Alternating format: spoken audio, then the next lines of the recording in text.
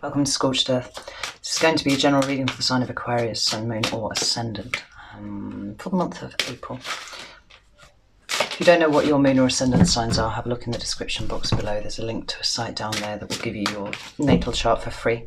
And then you should come back and watch your Moon and Ascendant sign videos, because it might give you a better idea of what's going on with you overall. And some people resonate more with their ascendant signs or their moon signs, so that's a thing to bear in mind. Thank you so much for your continued support, and if you're a new subscriber, welcome. I hope you find something here for you, and thank you for the likes and the comments and the shares, the messages. I've been getting some amazing messages from people all over the world recently, and it's really good to feel that sense of connection with you all, so that's cool. And thank you for your donations. You keep the lights on and all that. So I don't think I have anything else to say really. I'll just get on with this reading. So let's get 3 cards for Aquarius for the month of April.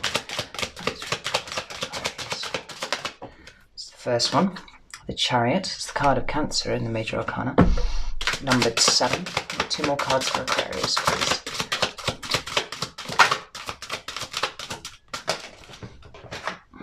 Current energy is the Hierophant. This card of Taurus in the Major Arcana.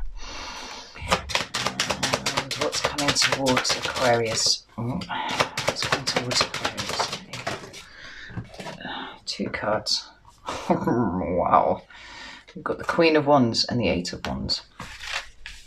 Intriguing. At the bottom of the deck, we've got the King of Pentacles. Hello Aquarius, you're getting on top of your shit, and directly underneath that, the Star, which is your card.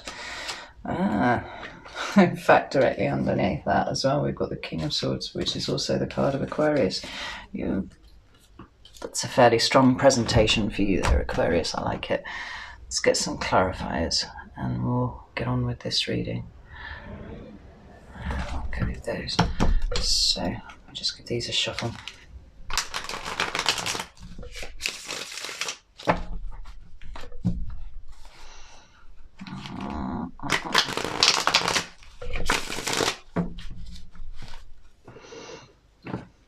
We've got the Chariot.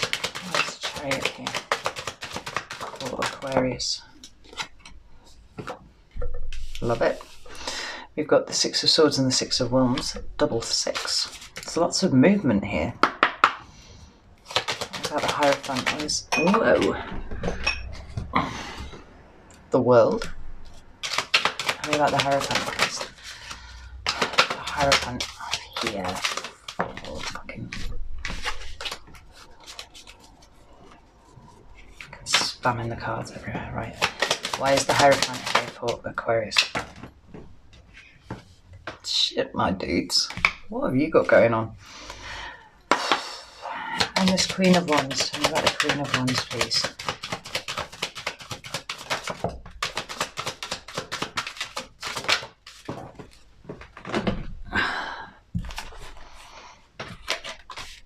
We've got 3 cards that dropped, and I'm just going to show them to you. I'm not going to take them because they dropped rather than jumped. We've got the Devil, we've got the Sun, we've got the Page of Wands. Now, obviously, the Devil has some negative connotations, but he's actually incredibly creative, right? There's a great deal of creativity that is implied by this card. When it's combined with the Sun and the Page of Wands, and the Queen of Wands, such as we have on here, that's quite it's quite a lot of fire you've got going on there. At the bottom of the deck, we've got the 9 of Pentacles and Justice. It talks about self-sufficiency and also a certain amount of engagement with one's karma, I think, for the positive. Anywho, before we even start, not only have you presented really, really strongly in this reading, but very powerfully, the King of Pentacles at the bottom of the deck suggests that if you're not running your own business, you're certainly on top of your material situation. It's like these two here, they talk about self-sufficiency, independence, creation of a kingdom which you reign over. Is that Look at that, there's a star in the corner. Right there. You. Right. And then directly underneath that, the two cards that you've got are the Star and Justice. Feels like there's some stuff aligning beautifully for you, and perhaps it is off the back of something that you've done a while back, maybe. So it's kind of like reaping the rewards of your hard work. Anyway, the first card that you've got is the Chariot, right? And that's the card of Cancer. Like I said, it's numbered 7. And this is in your recent past, right? Now, the Chariot talks about moving forwards with both determination and success, right? It's a great card of victory. And, you know, we've got the laurel wreath here to signify the victory and stuff. But it's a card that works on a lot of levels, right? Because it also talks about duality and balance, right? It's usually depicted with a couple of sphinxes in front of the Chariot, and they want to move off in different directions. And the charioteer, saying the Chariot, right? He has to keep them completely straight, right? He has to hold those things inside him in complete balance in order to move forwards in a straight line, because otherwise, like, you know, the sphinxes would go off in opposite directions and the Chariot would tumble over and all that stuff. It's a very accomplished card, and it suggests a certain nuance of approach, you know, I think, personally, because the Charioteer is never actually depicted holding any reins. He's controlling his movement purely with the power of his own mind, right? He's controlling the sphinxes purely with the power of his own mind. And soaring off, you know, into the distance in that perfectly straight line as the crow flies. Yeah. And this being in your recent past, it seems like you have really pulled off a bit of a feat, actually. I feel like you've pulled off something really quite extraordinary. The other thing that the Chariot talks about is the self, right? It is very much the card of the self. It's about self-determination. It's about self-governance. It's about autonomy. It's about steering your own ship, right? It's about everything being about you in the best possible way, right? So we're not talking about really selfish behavior. We're talking about somebody who knows exactly what he wants, exactly who he is, and exactly how he's going to get it, right? In here. And the two clarifiers that you've got are 2 6s, double 6s. And 6s for me talk about movement, right? Both of them do. If a 5 is, right, so we'll go back to the 4s, right? The 4 is security and stability, right? That's you building your foundation of things. The 5 energy comes in, and it's like a bit of a grenade. It fucks things up, right? And I'm sure there was a 5 in your reading last time. I can't quite remember, but I'm sure that there was. It destabilizes that which you created in the 4, right? But its purpose is to allow you to refine and do things a little better, right? And get rid of the things that don't work and move forward with the things that do. And here we are with the 2 6s with you moving forwards, right?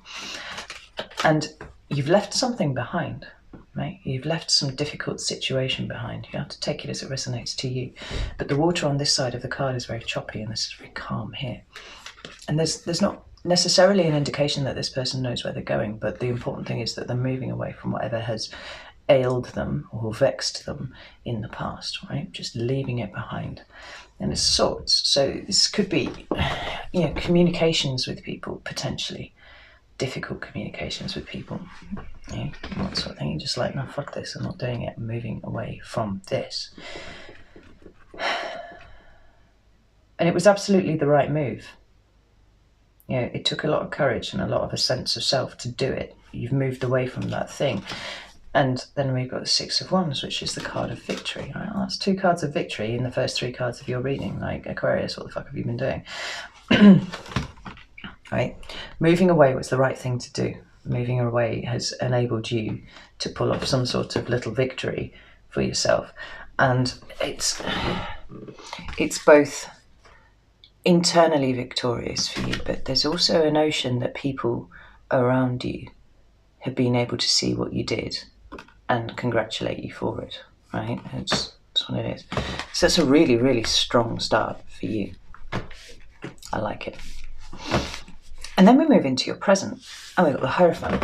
Well, the Hierophant is a card of Taurus, right? It's numbered 5. And I always find that slightly baffling because that 5 has got that unstable energy, and the Hierophant is a very stable energy. It's a very stable card.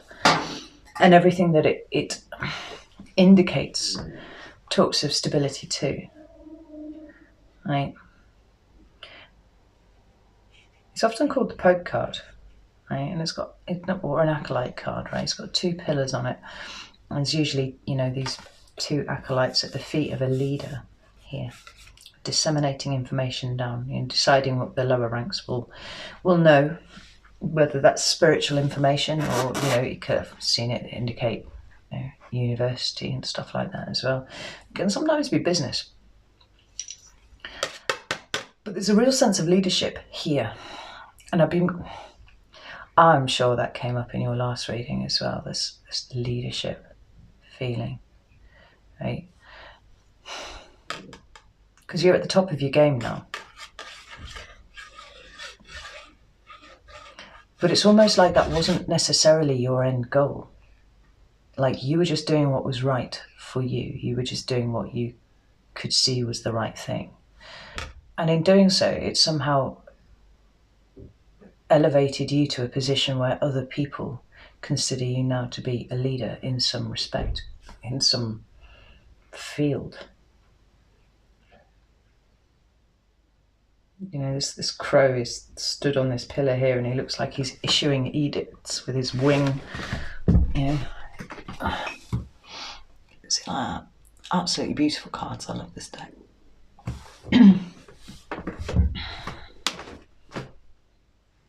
there's something about your skill set, partially, but mostly about your sense of self that has brought this around, right? You're a leader in times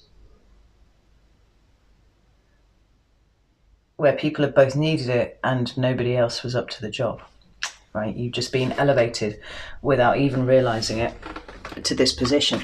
The 2 cards that you've got to clarify are the World and the 9 of Cups. Right. Now the World has got the 4 fixed signs on it, and you are one of them, right? The others are Scorpio, Leo and Taurus, and if they're around and they're involved, then that's all the good. But it talks about the end of a cycle, right? And it feels like you really have ushered in an ending, possibly without even realizing that you've done it either. And you're moving on to something new, right? And this, you being in this position here, is the new thing, because I don't think that you've always been there. I think circumstances have been such that recently you have found yourself elevating to that point, and in doing so you've closed out an old cycle, closed out an old way of doing things. You're now doing things differently. And we've got, more victory laurels here, like they're just fucking all over everything. They're on the Chariot card there, just above the crow. This dude's got one above his head, hooked on his wand, and then we've got this big one here as well, right? This could sometimes indicate travel, but honestly it seems unlikely at the moment. She's wrapped in a purple robe, and there's a certain could be astral travel. There's a certain level of spirituality that's implied by purple and blue and stuff like that, and she's all wrapped up in it. You have elevated yourself by accident almost. I don't think it was part of your plan. I think it's been incidental to your plan, because you're looking at something over there and you headed for it very determinedly, and kind of in the process you accidentally ended up sitting in that position, issuing edicts with your wing. And then we've got the 9 of Cups. Well, the 9 of Cups is the wish card, yes, which is sometimes the other tagline for the star card, actually. But I see the 9s, again, as very much about the self. This is somebody who knows exactly how to make themselves happy, right? They don't hang that hat on somebody else. They are a complete person, all of themselves. And you're very clear about what you want now. You're very clear about what will emotionally fulfill you. And and your list is full of things that you do want and not things that you don't want. And this is an incredible position to be sat in. It takes great clarity of thought and understanding of yourself to be able to sit in that position. So remember about the Nine of Pentacles, please, for fuck's sake. The Nine of Pentacles is clarified by the Nine of Pentacles. Nine of Cups is clarified by the Nine of Pentacles. Beg your pardon. Which makes it now twice that the Nine of Pentacles has arrived. Like, you are standing strong. You are so independent at the moment, right? You've got all of your emotional needs taken care of by you. You've got all of your material needs taken care of by you as well.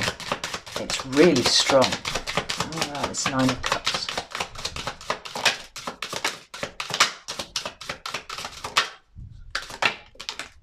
So King of Pentacles, right? I think maybe you do run your own business, and if you do, business is good. If it's not about you running your own business, then you're just really on top of everything. You know, your material existence is very well taken care of, and that is by planning, right? That's not by accident, because the King of Pentacles rises to the position of king, and we have him here twice now. He rises to the position of king by doing things in a prescribed order. You know, much like the Hierophant does, actually. It's the same thing. It's just a stepped progression. There are no shortcuts with the Hierophant. There are no shortcuts with the King of Pentacles.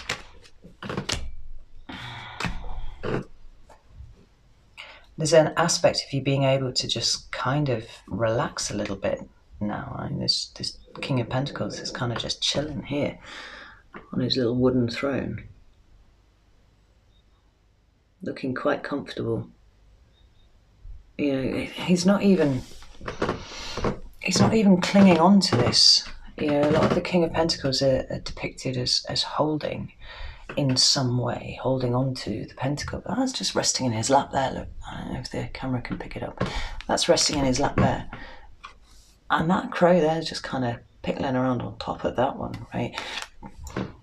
It's like you've done the hard work, you did all the groundwork, and now you're kind of in a position where you can sort of sit back a little bit and let it take care of itself.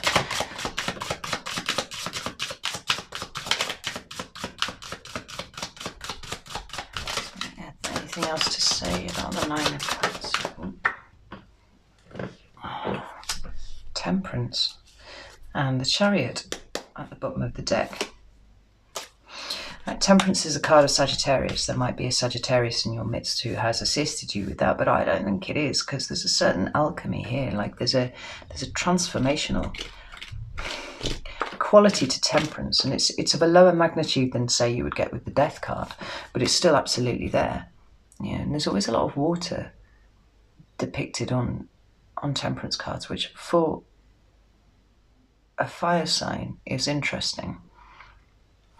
It's a fire card, it's a fire energy card. But this particular depiction of Temperance has, you know, peacock feathers coming out the back of this woman, and peacocks speak to me of wisdom. Right? They're synonymous with wisdom, symbolically. And we've got this angel pouring from one cup into another. Like, this is balance, just as the Chariot is balance. The Chariot here and the Chariot here, right?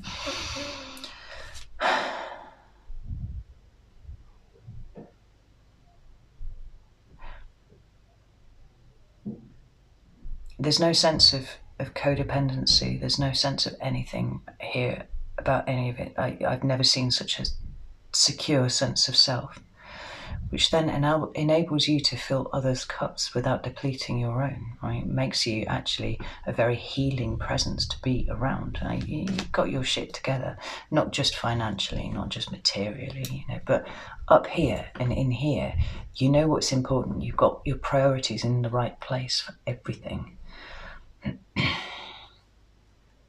And it's probably drawing people to you like a magnet, actually, I would say.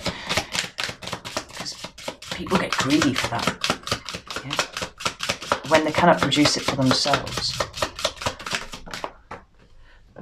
Ooh. Let's It's a second Sagittarian card to come in, one after the other. Temperance and then the Wheel of Fortune, right? The Wheel of Fortune for me is yes, it appears when your fortunes are about to improve in some way, but your fortunes are already pretty good. And for me, it actually talks about aligning yourself in your energy and exactly where you're supposed to be, because fortunes improve when you align yourself, when you're resonating at the same frequency inside and out, when what you project to the outside world is exactly what's going on in here, when you are authentic, and that seems to be what you are being at the moment, you naturally stand apart from those people who struggle with that, and those people will naturally look to you as a leader. And it seems like it's been a very hard-won lesson for you. Like it's through experience that you've got to where you are, learning the lessons, taking them as they appear in front of you, and making the best possible use of them. There's no sense of self-pity.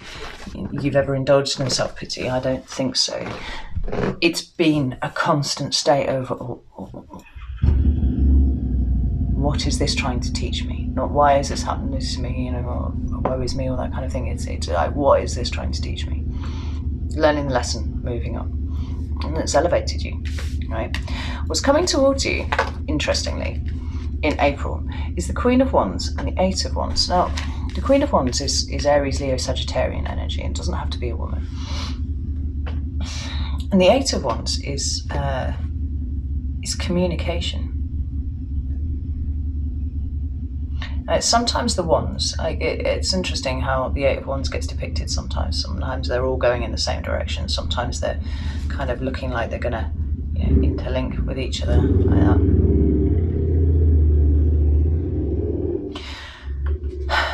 But these all appear to be flying towards you as the crow, right? You're all a crow there, and they're all like flying towards you. And it seems like there's going to be some communication incoming to you. And it's going to be pretty good, right? It's going to be fast. It's going to be good. Maybe it's coming from a Queen of Wands character, Aries, Leo, Sagittarius. That's possible. It doesn't have to be a woman. But it seems to be somebody who's equally on top of their shit.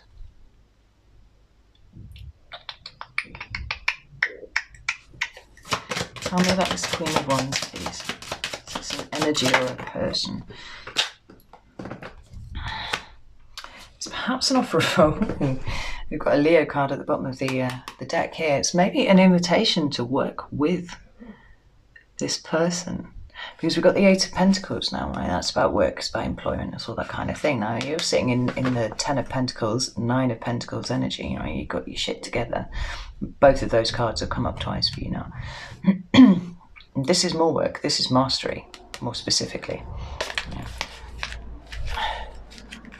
If it's not an Aries, Leo, Sagittarian, then it's somebody who has those qualities, right? So we're talking about somebody who's very confident. We're talking about somebody who's actually kind of fearfully independent, high self-esteem, very capable at what they do. And we've got these two eights, right? And 8 is associated with Leo as well. As well as karma is a thing, and abundance as well. So it seems like there's going to be an invitation to work with somebody coming up. And I think it's somebody from your past, right? Because we've got the Judgment card here. Somebody from a long time ago, in fact.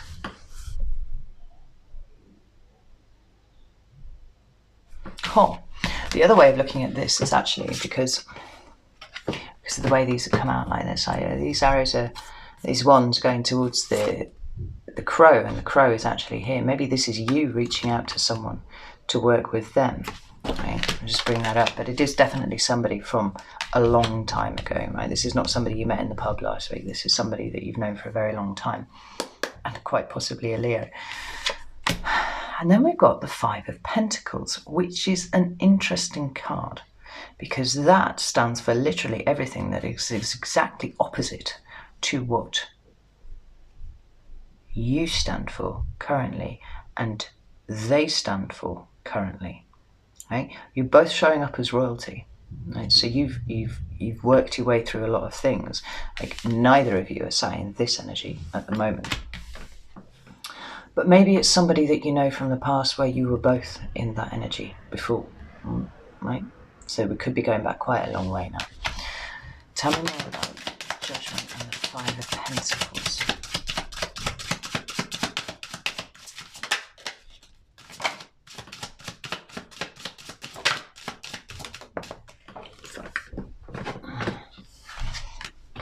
Yeah, Four of Swords. This is somebody that you have not... Somebody from a long time ago. There's a big gap in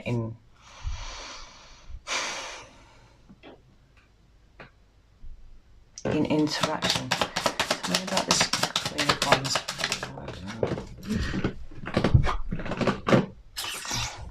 Six of Wands. That's a card of Leo as well, right? What I'm hearing is generational karma. These are two people who have both dealt with some level of generational karma, scrubbed it from their consciousness. And there's perhaps an opportunity for you two to work together now on something else.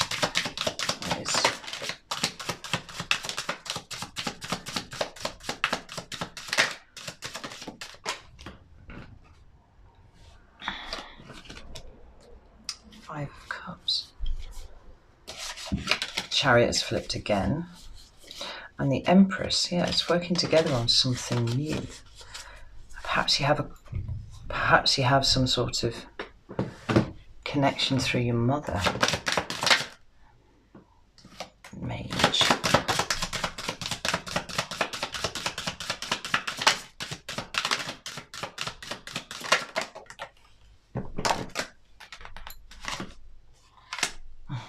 I think it's somebody that you've known from your childhood, actually.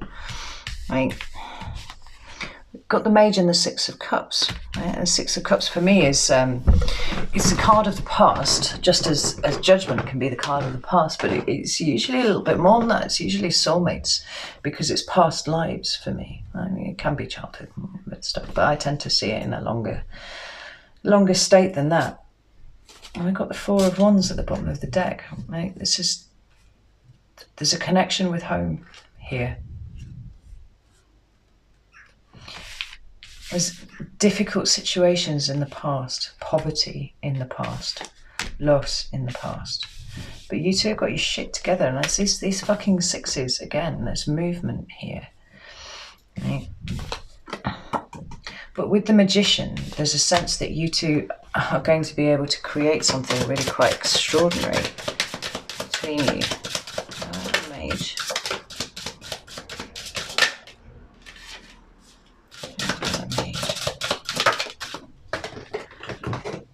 Page of Swords again. Some more communication again. Judgment now at the bottom of the deck again. Like, I was joking when I said it could be astral travel before, but like I've been totally looking into it, so like it could be something like that. If you want to get all esoteric about it. But if you don't, then this is an invitation issued either by you or by this Queen of Wands energy to work together to create something quite astonishing, I would think. What's being created? The world is what's come up there. What is being created? The world.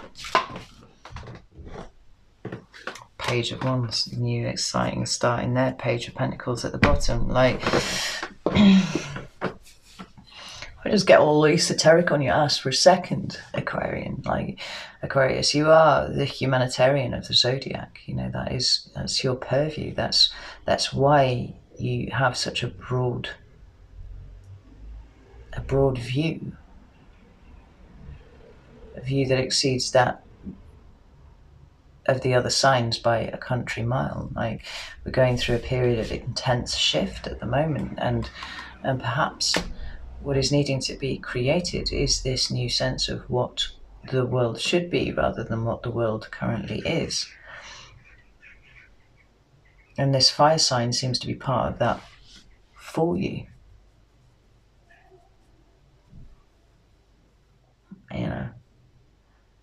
It's interesting, actually. I spent quite a bit of time on the Taurus readings this one. I ended up doing 3 for YouTube, and 1 for an extended on Vimeo, and same for Virgo as well. Like Leo, there's a level of ascension going on between all of the signs at the moment. Like Leo had the shit kicked out of them for 2 years in order to, pull down essentially everything in their life, like take everything away from Leos. As a collective, that's what happened, and certainly that was my experience as well. That was what happened to me. Take everything away that they know and make them rebuild who they actually are, right? Leading to a level of authenticity that I'm seeing amongst Leos, which is quite humbling to behold, actually. It's incredible to see it happen. But I've already used the word authenticity to describe you in this reading as well. You are Leo's opposite. What I'm kind of rambling around to is that with Taurus, with Leo, and with Aquarius now, I'm seeing this kind of stepping up from this fixed signs. I haven't done the Scorpio reading yet, so I cannot attest to it. But a stepping up, sort of taking the weight for the other signs off their shoulders, and each of the fixed signs has their strength. And for you, it's your view, it's your humanitarianism, it's your ability to be able to see what is good for the world everywhere. The other signs have other things to contribute, but Taurus is going through a little mini ascension now. Leo's already done it. I don't know what's going on with Scorpio. They're probably wanking somewhere or something. I don't know. I'm joking.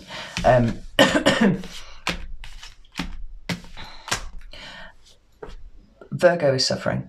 I've done the Virgo reading and they're having a really hard time at the moment, but that's more about sorting out the scramble that is their head rather than an ascension of sorts. Like, this feels very fixed sign specific, and it seems like you are being called, just as Taurus is being called and just as Leo is being called, to be part of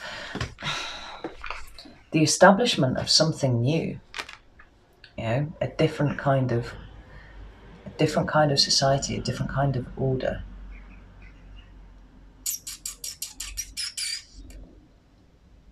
And it's fascinating. I really like it. I'm going to leave it there, Aquarius. I don't think I need to do an extended on this. If it resonates with you, you'll know, and you probably understand what it's on about. If it doesn't resonate with you, then you're not going to get anything out of an extended anyway. So I shall leave it there.